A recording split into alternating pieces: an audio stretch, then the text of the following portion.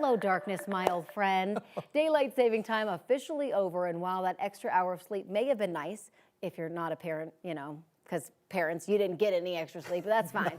It means that the darkness and the winter blues are actually here. That's right. Our 9 News wellness expert, Dr. Heather Hahn, joins us now to talk a little bit more about the lack of daylight and its impact on our mental health. Thanks for being here, Dr. Hahn. Thank you for having me this season. Truly. Okay, so what can you tell us? How exactly does it impact us? Sure. So the brain associates loss of sunlight with sleep. So it produces more melatonin, which is a hormone that can give us depression symptoms like overeating, oversleeping, irritability, losing interest in things you enjoy.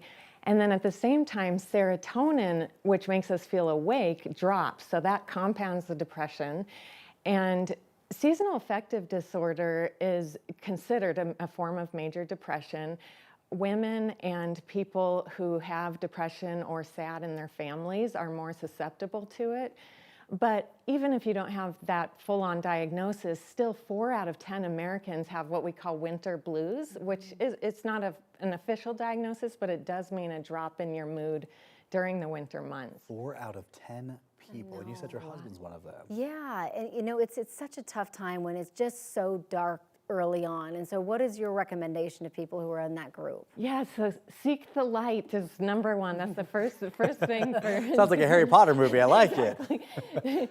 So natural light and artificial light. So getting outside as much as possible. I don't have to tell Coloradans, you know, how much sunlight we get even when it's cold. Also arranging your home or office, like where you spend time, by windows so that you're just getting those rays in there. These are light therapy boxes. You can get them as low as $25 on Amazon, and they filter out the UV rays. And if you use them for about 20 minutes at least in the morning, that can also improve your mood. How does that work? So it's sunlight, but without the artificial sunlight. And you just stand in front of it? I put mine on my desk. And it just keep it on while I'm at my computer. Interesting. My husband has this too, and he keeps it at his desk just like on while he's sitting there. And it does help, you know. It's like you're getting that sunlight without sitting outside because people got to work. And you can find it pretty affordable places? Oh yeah, Amazon, $25 I think this was. So very cheap, easy to use. Okay. And also you want to make your stress management more of a priority in the winter. Because we lose, with the loss of sunlight, our vitamin D drops, and people actually could get that checked with a physician and see if they need a supplement. But exercise, even though we're more tired, and good nutrition, sleeping well are all important. And also people don't realize how important it is to stay socially active in these winter months, whether it's volunteering or just participating in groups, making time for friends and family. Even if it takes more effort, it helps our mental health. Yeah. And then allowing yourself to slow down with the season and just kind of reflect and go inward can help you take action in the spring. So kind of being in sync with the season. And one way to do that is by tuning into your 5 senses, is mindfulness. And so that can be just like painting your nails a bright color, or walking around on the leaves, throwing a football around, making cookies in the house to make it smell nice. But anything to be present always improves mood. We have just a few seconds left, but I think this next question is so important, so I want to make sure that we get it in there.